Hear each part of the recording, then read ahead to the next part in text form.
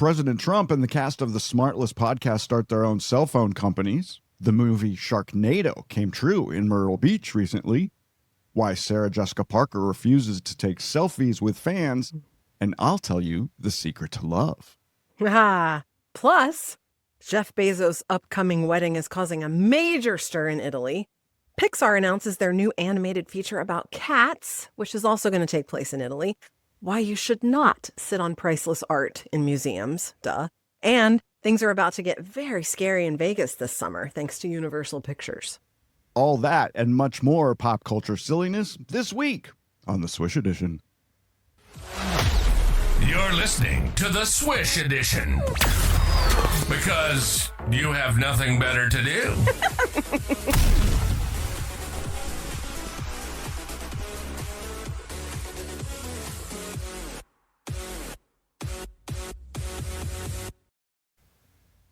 Hey, everybody, welcome to another edition of the Swish Edition. It's June 18th, 2025. I'm Scott. I'm Kristen. I'm in Las Vegas. I'm outside of Washington, D.C. And Kristen, guess what? This is the penultimate episode of season 15. Is that right? And can you believe that I pronounced penultimate correctly? It's a miracle. If you don't know what penultimate means, look it up. Because you'll figure it out quickly after next week's season finale. So next week is our final show of the season, Kristen. We are going to be, Kristen and I are taking July and August off. Kristen has things to do. I've got things to do. We want to feel like kids again. That's why we're going to take the summer off with our kids. It's summer. And then if you want to mark your calendar right now, we'll be back for season 16 on Wednesday, September 10th. Yes, How's definitely plan your end of summer celebrations around that date. Why wouldn't you? Why wouldn't you? So, I think people will survive without us for 9 weeks. I think they can somehow pull it out. I saw a great quote this week, Kristen, that I wanted to share with everybody. You want to hear it? Yeah. Love is like a fart. Oh.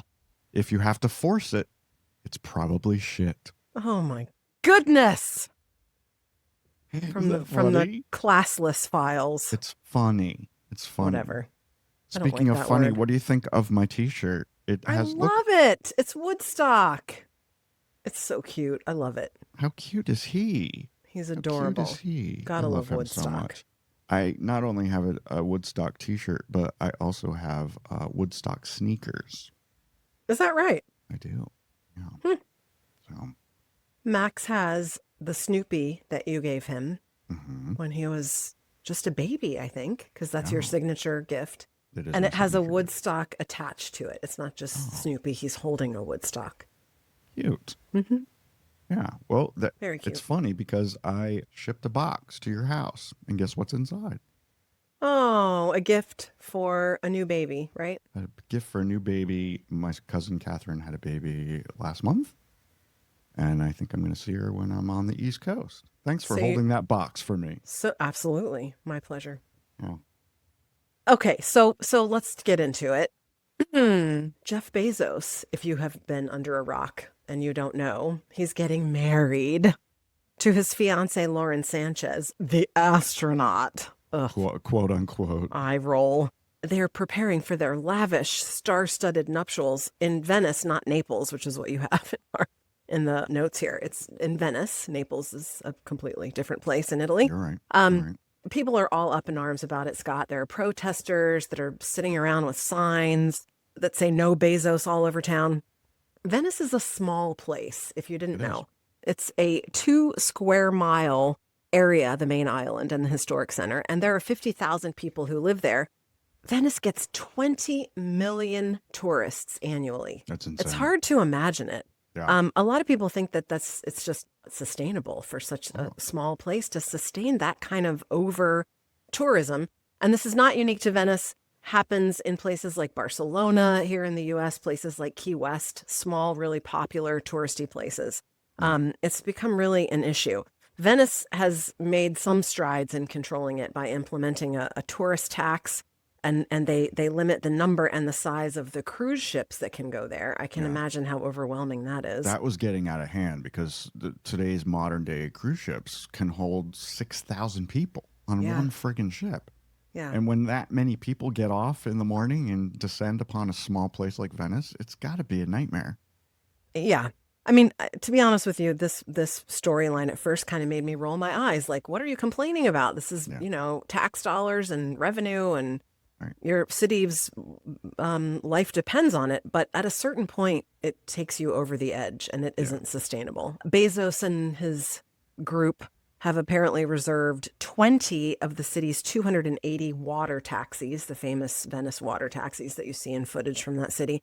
And they've fully booked at least 3 or 4 of the hotels in town. And of course, the star-studded guest list is rumored to include the likes of Katy Perry and Ava Longoria, and I don't know, maybe even some random Kardashians. It's not a wedding. It's not a star-studded wedding without at least a few Kardashians, Kristen. I guess that's true. If I was going to have a wedding, and someday I hope to, a recommitment wedding, because we never had one with guests.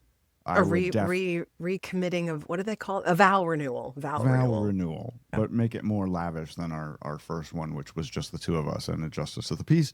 And if I was, you would invite the Kardashians to your vow renewal. Yeah, at least 1 or 2. I mean, I would love to have Kim there. That would be great. Oh my God! Well, then I won't be there. Favorite. So you will not come just because Kim Kardashian is there. You bitch. I might boycott. I would never speak to you. Listen, I've been to, well, both Naples and Venice, but I've been to Venice, and I don't know, I can't recall what time of year I was there. I want to say it was August, but maybe it wasn't. But I don't remember crowds. I have very distinct memories of being there, and I don't remember it being overridden. But I I went there on a train. Yeah, is that what you're going to ask? I was going to ask if you went on a cruise or as a... We flew to Rome, and then we took the train, which they have an amazing train system in Italy, unlike the United States. And it's very easy to get around that way. And so we took a train from Rome up to Venice, and we stayed in a hotel right on the water. And it was glorious. And I've been on one of those water taxis, and I think I told you last week, the T-shirt I was wearing I bought it there when I was there. Yeah. So I didn't see it, but that doesn't mean that it doesn't happen, obviously. Yeah. If you lived there, you'd probably be much more in tune to the impact of it. Yeah. Absolutely. Now, of course, we get over 60 million visitors here in Vegas, but it's much bigger here. It's a bit larger than 2 square miles. We also have more hotel rooms than any other city on the planet. So is that true? Than any place on Earth, including like Dubai, and we have more hotel rooms than anywhere. Yeah. Wow. We have the second largest hotel in the entire world, which is the Venetian. Yeah. I don't know where we've talked about that on the show before. It's somewhere over in the Middle East. I was going to ask that. Yeah. Well, speaking of Venice, Italy, I don't know if you saw this news. Pixar and Disney announced a new movie, which I'm very excited about. I love Pixar movies. I've seen them all. Me too. The movie is going to be called Gatto, which is Italian for cat. It's going to be set in Venice, and it's going to feature a black cat named Nero who questions whether he spent his 9 lives correctly. This looks so cute. It's going to hit theaters in 2027, and it has a really interesting look to it. If you see the picture that I included here at the bottom, it kind of has it almost looked like it was painted. Yeah. Like a painting. It looks like a watercolor painting. Yeah. It's actually going to be, some of it's going to be hand done. But they're also, of course, going to use computers and CGI to get it done. But the cat looks cute. He's a black cat, and he's got these big eyes, and he looks very cute. So I still think the best Pixar movie is Ratatouille. Have you seen that? Yeah. It's my absolute favorite. I've seen it probably 6 or 7 times. I love them all. It's so cute, and all the little tiny details that they include, I have not been able to get Max interested in watching Ratatouille. I always suggest it, and he's like, no. Yeah. Wow. So what about Toy Story? Has he seen those? You know what? I think we tried to that movie a little bit too early, and there was something about it that spooked him in the beginning with the toys coming to life, and he has never wanted to go back to it. So we have missed that whole franchise. Well, speaking of Toy Story 5 is in the works. Yeah, crazy. And it's where the toys have to contend with a kid who is on social media all day and night. So that'll be I interesting. love that. Yeah. And then another Pixar movie that's coming out is called Elio, about a boy who dreams being abducted by aliens, and that comes out on this Friday. I just saw a trailer for it. It looks great. It looks great. Yeah. So I guess you'll be at the theater soon. Yes. I was just thinking that. It's been raining here on the East Coast for what seems like weeks and weeks. Yikes. And I was just thinking, if it rains all weekend, we may end up at the movie theater. Perfect. But getting back to cities that are overrun with tourists, in Paris, the Louvre, the famous Louvre Museum, shut down on Monday. Crazy. The Louvre is the most visited. Is that annoying and pretentious that I'm saying it the French way? The Louvre, as Americans would say, is the most visited museum in the world, which is not surprising. It has the Mona Lisa, of course, and many other priceless artifacts. The staff of the Louvre went on strike, which left thousands of people standing around trying to get in. Yeah. And people are saying it's because tourism has been pushed to the max and they're overloaded. Purportedly, France is planning to spend upwards of $840 million to update the Louvre. But people are saying it's not going to help because there's too many damn people coming here. They welcomed 8.7 million people last year. Yes. 8.7, which is more than double their stated capacity. And the people who work there are saying 30,000 people a day is too many. Yeah. It's too many. It's too much. It's hard to imagine. We've both been there. I've been there. I remember it being insanely crowded, and I didn't enjoy much of my stay there. I think we only lasted about 3 or 4 hours because I was overtaken with the amount of people. It's very overwhelming. It's just not fun. And if they cut that down to 10,000 people a day, maybe you might be able to actually enjoy it. Yeah. Maybe everybody doesn't need to get in there. It's a sea of humanity, and it makes it difficult to. Yeah. I mean, when I went, I was too young to appreciate it. I went on a school trip, believe it or not, when I was 15 or 16. Wow. And my most vivid memory is entering the room where the Mona Lisa hangs. And she's, tiny comparatively. I mean, you think of it as this famous work of art and you're expecting it to be, 10 feet tall. It's like tiny. It's like the size of this thing behind my head. It's very small. And it's on a wall, or at least it was 100 years ago when I was there. And it was hundreds and hundreds of people crushing forward in the room to see her. And it was just like, that's my memory of it, is of the crowds and not of the art, which is a shame. Yeah. This is the funny, I've said this before, when people say nobody goes to Disneyland anymore because it's too crowded. And I saw a comment on this story about the Louvre, and people said nobody goes to Paris anymore because it's too crowded. It's too crowded. It's okay. Well, okay. That makes complete sense. Stupid ass. What they should do is triple the cost of getting in, and that'll help. I think that'll help a lot.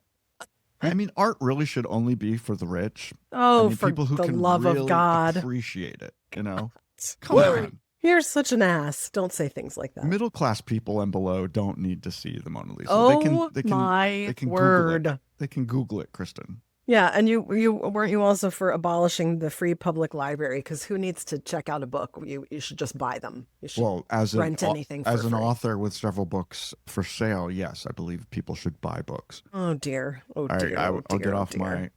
Please move along. 1%er. Why horse? Speaking of museums, Kristen, this is for our people behaving badly files, which seems to get larger and larger and thicker every week. Are you okay? This is cringier and cringier. This one. Oh. There's a museum in Verona, Italy. We're doing a lot. We're of on Europe. Italy. Yeah. We're doing a lot of stories from Europe today. The Palazzo Maffei. I don't know. Palazzo Maffei Museum in Verona, Italy, contacted police earlier this week with surveillance footage of a man who sat down on a crystal-covered chair so his wife could take a picture of him. He was a larger gentleman, and he broke the legs off the chair and then you can see in the video, Google it, guys, it's everywhere. Then he and his wife scurry out of the room in the museum. Now, here's the thing I don't understand. If you guys look for the video and you'll see it, the faces of the man and woman are blurred out. Why? I want to know why. Why would you protect their identity when they clearly did something horrific to a piece of art that is supposedly priceless? It's called Van Gogh's Chair by artist Nikolai Bola. And it's covered in Swarovski. How do you say that word? Swarovski. Swarovski crystals. There's no value to it because it's not for sale. Not Swarovski. Swarovski. Swarovski. Yeah. There's no SCH. Well, so perhaps the faces are blurred because authorities don't want anything to screw up their ability to prosecute this to the fullest extent. Yeah. I'm sure they know exactly who they are because I'm sure that they saw it. I mean, if they have this footage, but anyway, even if they didn't and they scurried away and ran away. Them. You go to a museum, you don't have to give your name and address. I mean, so it's possible. I'm saying, I'm sure that they knew that it happened right then. How do you get out of a museum when you've just destroyed a piece of art in a relatively small place? They weren't caught. No, they left. They left the building. They did? They weren't caught. Nobody was in that room. Nobody was watching the video. They found this out after the fact. Oh, my Lord. They walked, a security guard doing his rounds walked into that particular room in the museum and saw the thing broken. It was like, pull up the tape. Let's find out what happened. Of course they'll find them. But the thing that struck me about the video is that they were both of them were sort of horsing around and pretending to, like they were squatting over it and pretending to sit on it and taking pictures of each other. And all was okay. And then he until he actually sat. And it was like, why did you? And I wondered if maybe he lost his balance, which would have been like, right. A little bit better because it wouldn't have been intentional. But oh my goodness. They always find them though. Who was the guy that wrote on some priceless, it wasn't a piece of artwork. It was like an ancient relic of some sort. And he signed his name on it or something. I can't remember. And he was fined thousands and thousands of dollars. And you should be. And those stupid people who protest the climate and they throw, cream of chicken soup on paintings. It's like, stop. Just stop. That's not the way to so protest. Destructive. Yeah. Being destructive is never nice. Yeah. Anyway. Yeah. Well, from Van Gogh's chair to, I don't know, something much more American. Yeah. So my question to you is, would you pay more? Do you even have a Costco membership? Do you have one? Okay. Yes, so do I. Would you pay more to be able to beat the crowds? You would. Absolutely. So Costco is offering something that, by the way, is way behind the times. So I'm here to tell you that Sam's has offered this for a really long time, but you can now upgrade your Costco membership from just the standard one, which is around $65 a year, to $130 to be an executive member. And of course, executive memberships have existed at Costco for a long time. I am one. And before now, it just offers you a number of different discounts. You generally get 2%, and then sometimes they'll have special things that are exclusively for executive members. Now, they're adding to the executive membership your ability to go and shop with fewer people from 9 to 10 a.m. on weekdays and Sundays and from 9 to 9:30 on Saturdays. Weird. It starts on June the 30th. Yeah. Sam's has had this forever, by the way. And my attraction to it when I signed up for a Sam's membership, I almost went for it. Not because of necessarily the ability to shop with fewer people, but because it irritates the shit out of me that Costco and Sam's don't open until 10 o'clock in the morning. Because I'm always trying to get something accomplished in the hour after, like during the school year, Max gets off to school by 8:30 or so. And then I'm like, I need to wait around for an hour and a half until I can go run my errand at Costco. Or if I'm running if I go to the grocery store, right? Yeah. Do we know the reason for Costco not opening till 10? I don't know, but it is so aggravating. Yeah. And I have been known actually to schedule meetings. I mean, it has to be a meeting that doesn't require video, but I'll go and schedule a meeting from 9 to 10 or 9:30 to 10 and take it from my car in the parking lot of Costco so that at 10 o'clock I can walk in and get my shit done, Sure. So irritating. Well, yeah, I would definitely take take advantage of this. It starts at the end of the month, I think, June 30th. Yeah. But why would anyone go on a Saturday or Sunday? That's what, Because they have to, Scott, because most people work for a living and they're working during the hours of 9 to 5 But it and then seems- picking up their kids and making dinner, and they don't have the luxury of going to Costco during the week. So they have to. I try never to do anything on Saturday and Sunday unless I have to. Well, yes, and you have that luxury. I do have that luxury. Yeah. I also love the fact that my grocery store opens at 6 a.m. and I can go as early as I friggin' want. So Yeah. in some places, Las Vegas is a 24-hour town, so I would think the Costco would probably benefit from being open 24 hours a day. I know. Yeah. There must be something about the cost of staffing it and the cost of keeping everything stocked. Yeah, and they pay their people very well. So maybe being a 24-hour just wouldn't work for their model, Yeah. Yeah. Maybe so. Well, let's completely change the subject if we can. This is personal to both Kristen and me. Yeah. Because it involves a place we know very well. So I've been watching, I don't know if you watch, I was a huge Sex and the City fan in the 90s. I've been revisiting it several times over the past couple decades, and I've watched probably the whole entire series several times. And I got very excited when they rebooted it with their new series on HBO and HBO Max called And Just Like That, ... which is a great show. They're right now in season 3. And season 3, episode 3, Carrie Bradshaw, played by the aforementioned Sarah Jessica Parker, is going to speak at a white writers conference in Williamsburg, Virginia, where Kristen and I both grew up and went to high school and all that. And the reason she was excited about going is because her current boyfriend, Aiden, his farm is in Virginia. They've been separated because she's in New York City, and she saw it as a great opportunity to go down there and see him. So they get down there, and she goes with one of her friends, Seema, and they're clearly not in Williamsburg, Virginia. They did not shoot anything down in Williamsburg, Virginia. And they were at a hotel, and it was obviously not any hotel in Williamsburg. So, of course, it just reminded me how much I hate when TV shows and movies get a place wrong.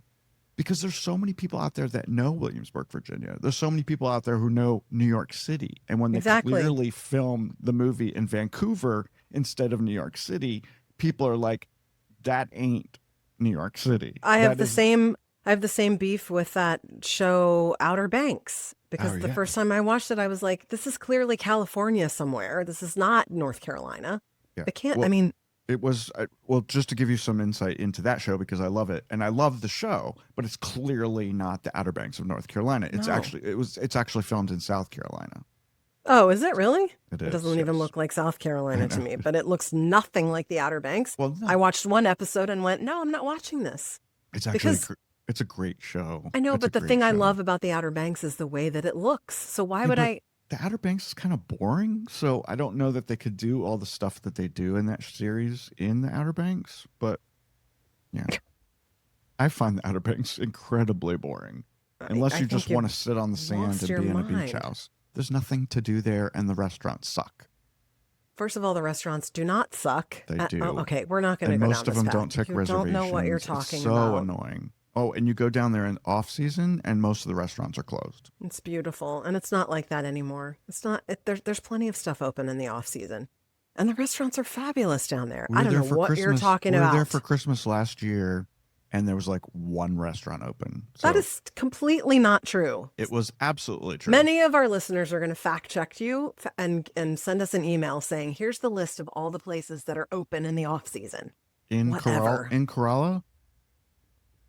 Yes, there's plenty of places in Corolla. No, there are not. Okay, plenty I'm of going to research it, and then I will refute your testimony in the next episode. Wrong about this. I'm not wrong. I'm going to move on. I'm going to go back to the outline. Speaking of Sarah Jessica Parker,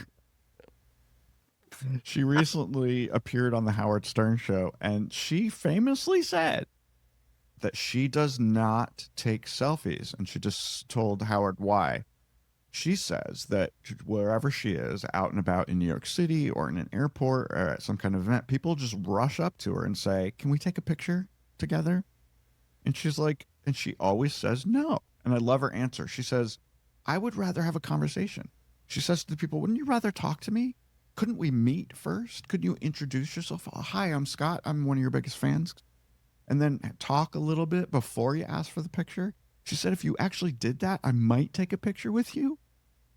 But no, she said 99.9% of the people don't do that. They just rudely come up and ask for a picture. Well, and she said, I guarantee you that the conversation that we have will be much more meaningful to you in the long run. And I absolutely believe it because it's happened to me. Listen, I am very famous for having pictures of celebrities on my wall. Me with celebrities. I have my Katy Perry. I have my Ricky Martin. I have my Dan Reynolds from Imagine Dragons.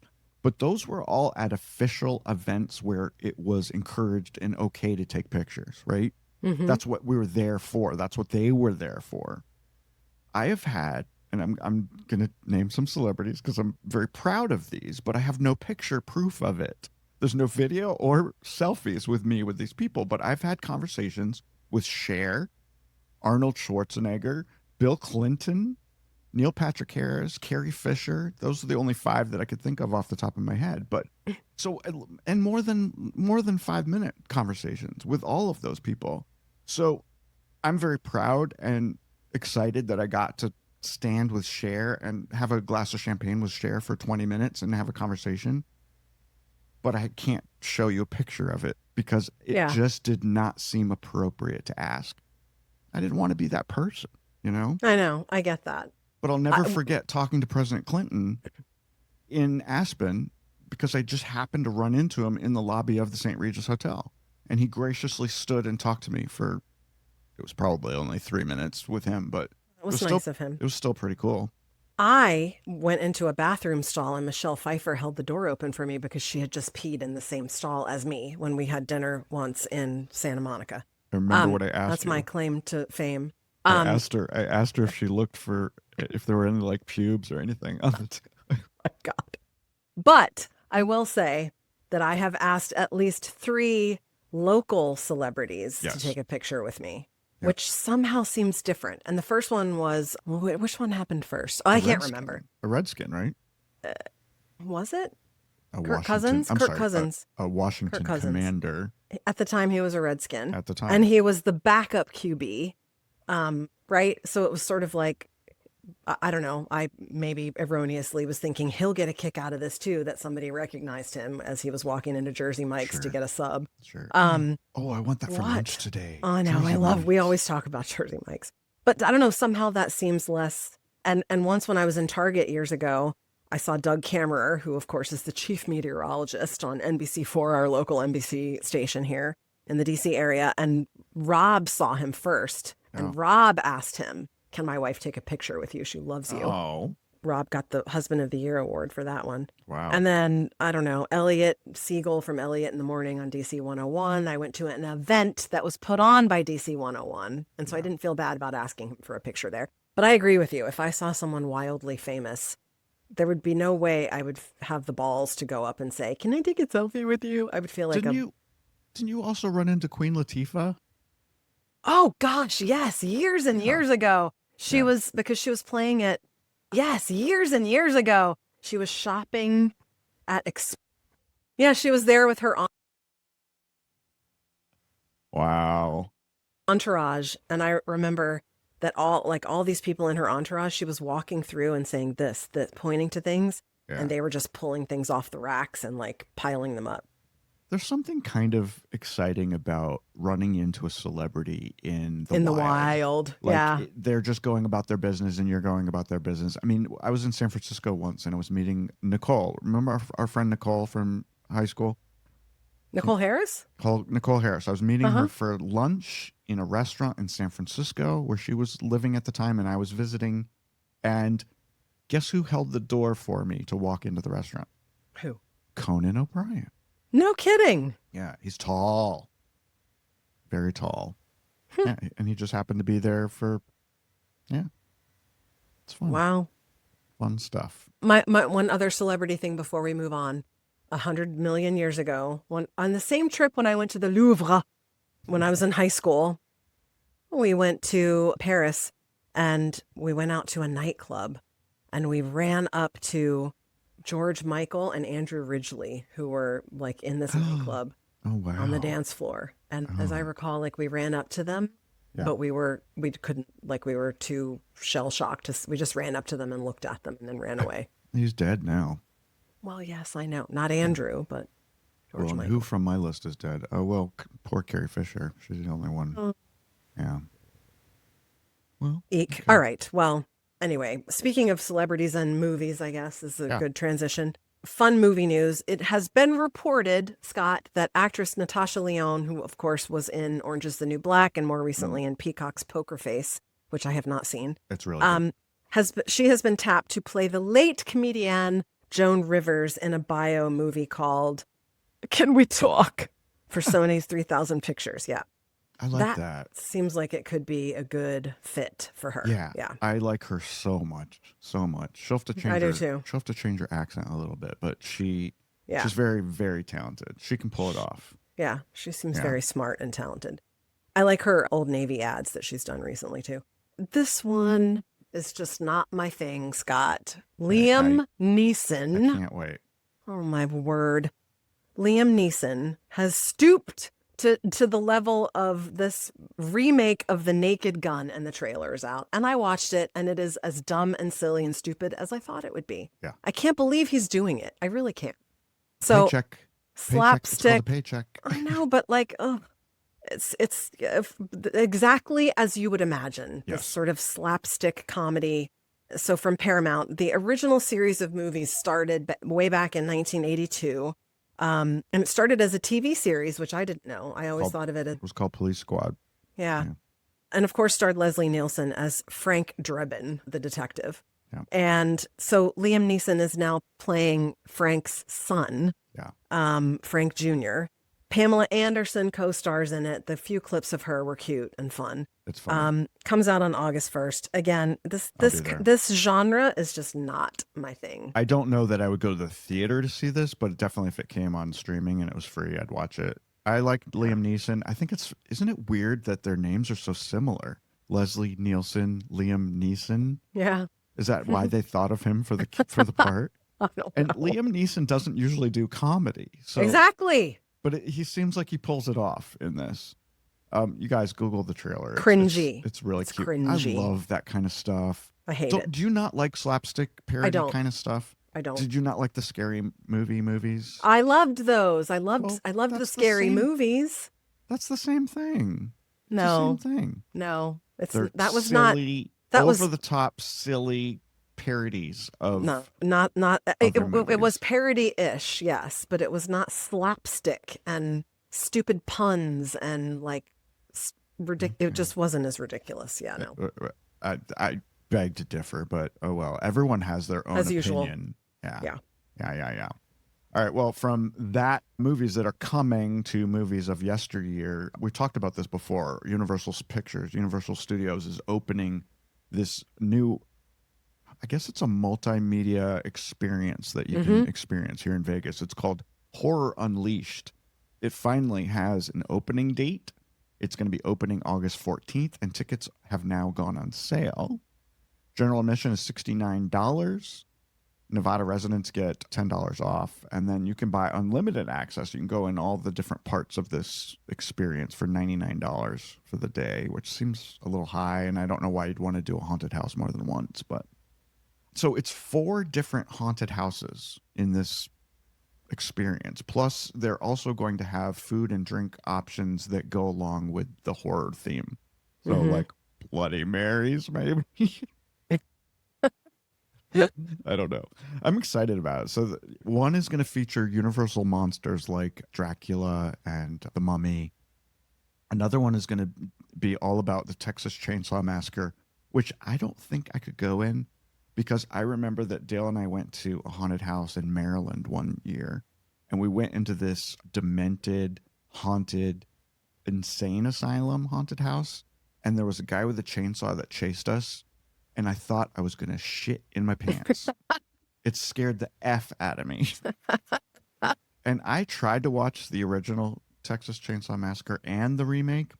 Both of them are too icky for me. So I don't know that I actually want to go to this place. No, I don't either.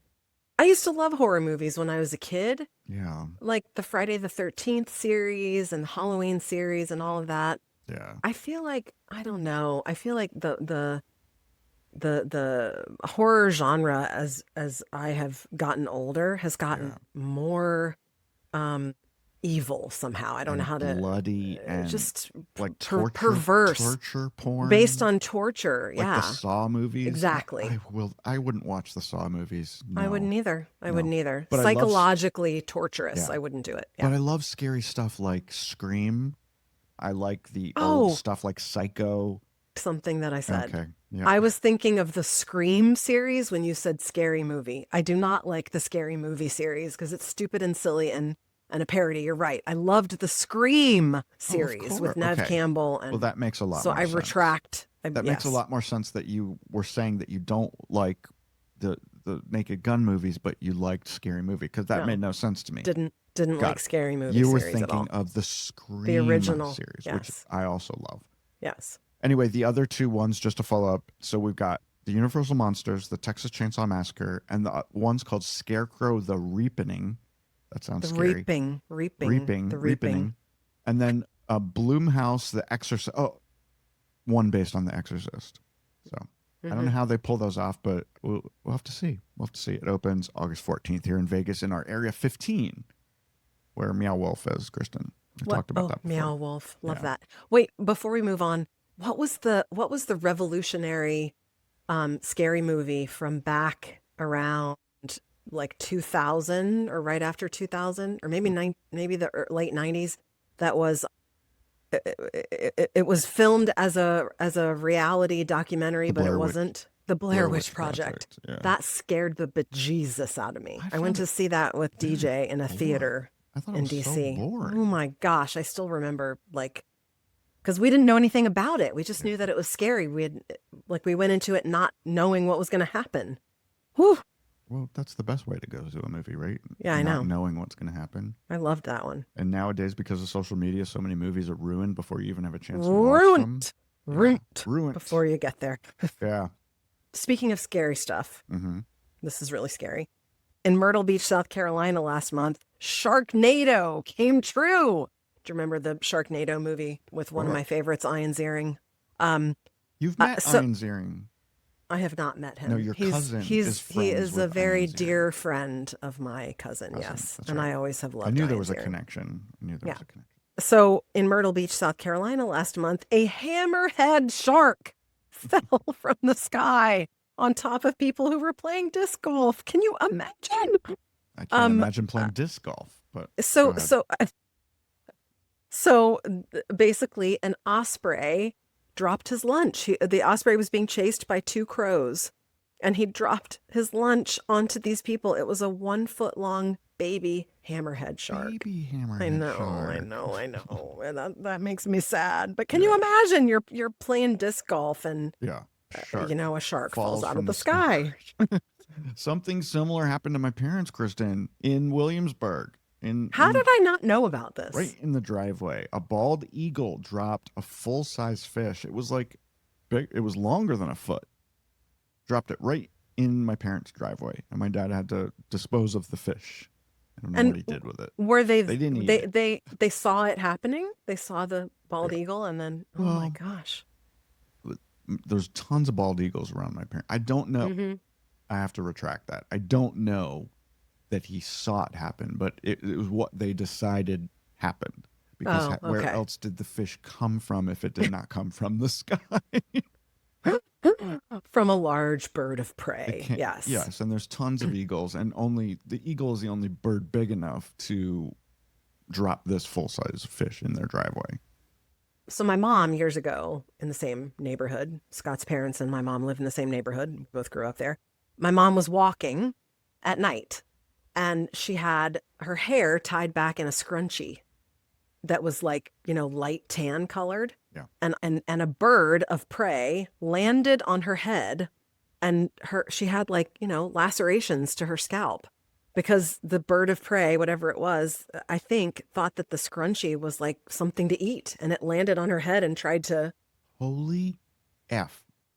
That was probably, 15 years ago, maybe even If longer. that ever happened to me, I would never take a walk without wearing a baseball cap ever again. I know. I certainly wouldn't wear a imagine? scrunchie. Yeah. They say it's good luck if a bird poops on you, but I don't think having one land on your head is lucky. Well, speaking of Yowza. Sharknado and scary movie and other scary movies, no, not scary movies, but No. stupid movies. Scarily bad movies, Yeah. maybe? Dale and I watched The Fountain of Youth. It's a new Apple TV Plus direct-to-streaming movie directed by, surprisingly, Madonna's ex-husband, Guy Ritchie. Now, this movie, you guys might know, stars John Krasinski. You know him from The Silent Place Sure. and The Office. And Sure. Natalie Portman, we all know her. She's been in a million things. A-list stars. A-list stars in a really shitty Indiana Jones ripoff. It's kind of a cross between Indiana Jones and what's that movie where they crap. Jumanji. Something like that. They're on a quest to find something from history. I can't think of it. That Tom Hanks was in, that was based on the books by Dan, what's his name? No, I wasn't thinking of that, but kind The of Illuminati thing. Yes. Yeah, it could have been that. The Da Vinci Code. Da Vinci Code. That's yeah. the name of that book. I enjoyed the book. I didn't love the movie. And it's a shitty book. That Dan Never saw the movie. that I read Dan the book, guy though. is not a good writer. And it's amazing that book was so popular because he's a really shitty writer. Like really basic sentences. But anyway. I remember that criticism. I enjoyed the book for what it was worth, but I enjoyed yeah. it too because I like basic sentences. Anyway, it is an action-packed, over-the-top movie, but I see why it went straight to streaming instead of to the big screen. And it's not getting good. It's got a 36% rotten rating on Rotten Tomatoes. On Tomatoes. Yowza. I would think though that Max would really enjoy it. Even though it's PG-13, there's nothing questionable in it, and Good. I think he would enjoy it. I mean, Good. it's a little violent. People fight, but people fight. Unfortunately, on Dukes of Hazzard. as if we're watching that. Unfortunately, I think he's already been somewhat inured to violence on the screen, which makes me sad to say. So, but that's a good reco of something streaming to watch that I don't have to go to a theater for. You can only watch so much Bluey, right? Oh my gosh, we've graduated long ago from Bluey. I haven't. It is the cutest thing I've ever seen. Have you watched Bluey? Yes, it's adorable. It is adorable. I understand why it's the #1 kid show in the world. I'll tell you what made me laugh over and over when Max was in this stage was Peppa Pig, because there are jokes for adults all over that show, and I love the accents. Also super cute. Yeah. Cartoons are not only made for kids, most of them. True. Yeah. True Because story. because the creators would be bored out of their skin if they made it just for kids. Exactly. And they know that parents are being forced to watch the same right. things 800,000 times. Okay. Moving on. Everyone, it seems, is starting their own cell phone company, This is apparently. so bizarre. It is bizarre. I remember the only one that I'm familiar with is I've seen the Ryan Reynolds ads. And he was one of the first. His company is called Mint Mobile.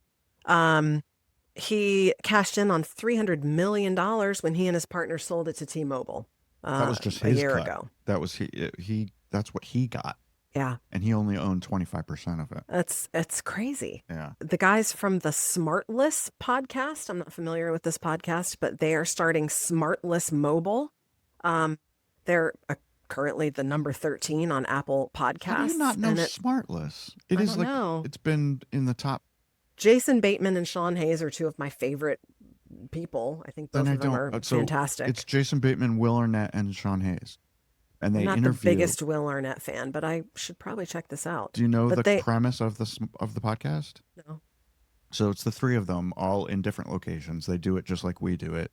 Mm-hmm. And one of them each week picks a celebrity guest to come on to interview, but they don't tell the other two people who it is. So they won't know until they log in, just like you and I are logging So they in. can't do research or plan what they're going to say, and or hopefully, it's all off the cuff. hopefully Jason will pick someone that Will and Sean knows. It's usually someone pretty big. I mean, it's been President Obama has been on the show. Jennifer Aniston has been on the show. I mean, they're usually people that all three of them would be able to interview. Mhm. It's very popular. Well, I've listened to it. It sounds many good. times. I should listen to it. But essentially, they've partnered with T-Mobile using their 5G network, and you have to bring your own phone, Mhm. and there are no contracts, but it's like $15 to $30 a month. Perfect. Yeah. Yeah. Even the Trump organization is getting in on it, Scott. This is the news. This is the yeah. news part. of Trump Mobile is the name. It's a 5G service on what they're calling the 47 plan. Please. It's $47.45 a month, which of course is a nod to the fact that Trump was the 45th and the 47th president. They're also launching an Android platform phone for $499. Supposedly made in the USA. Yeah. No contracts, no credit checks. Right. Trump Mobile is going to connect customers to 5G service from a bunch of different providers, right? Yeah. AT&T, Verizon, T-Mobile, blah, blah, blah, which replicates the business model, copies the business model of Mint Mobile from Ryan Reynolds and Smartless Mobile. Yeah.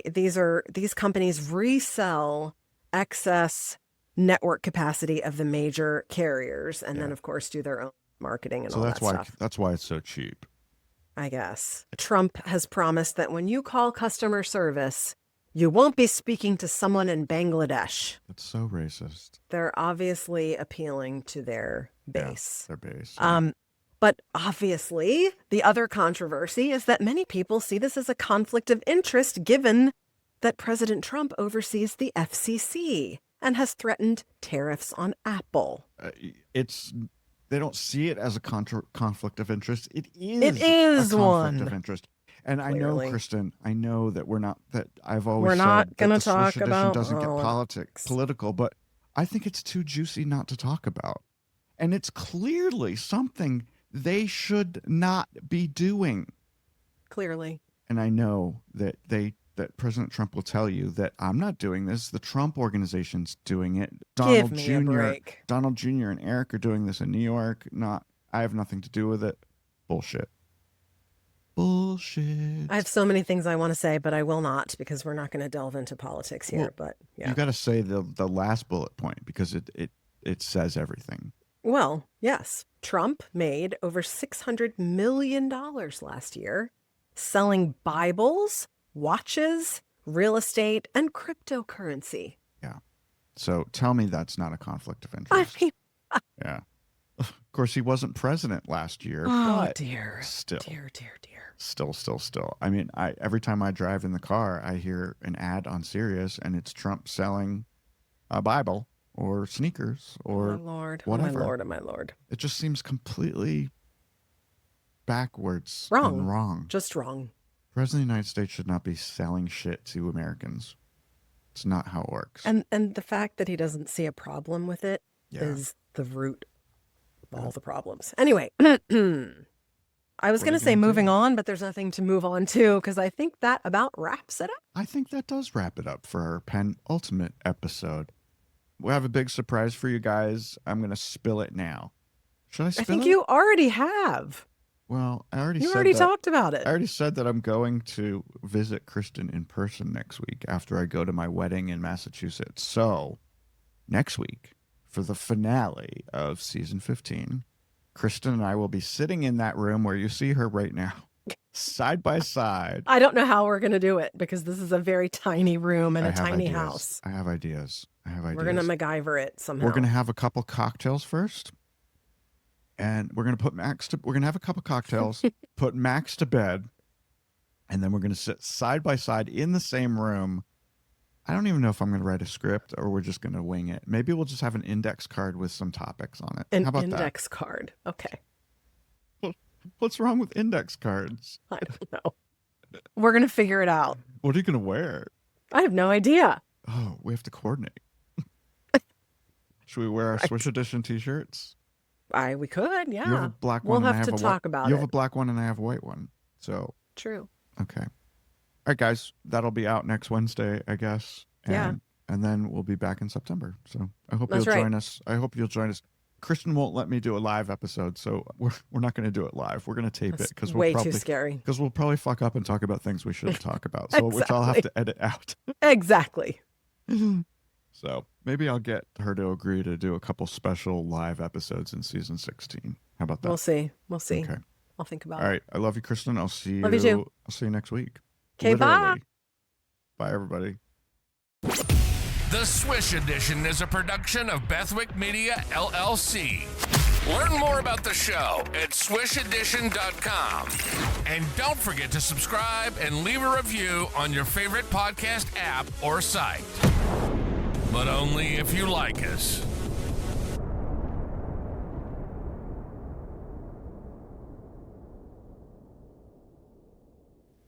This is a riveting episode of the Swish Edition. Riveting, I tell ya. What else could be better than that? Just me talking to myself for an hour. Hi, I'm Scott Wallace. Yeah. Look at me. I'm so putting this at the end of the show. Or not, because it's not very riveting.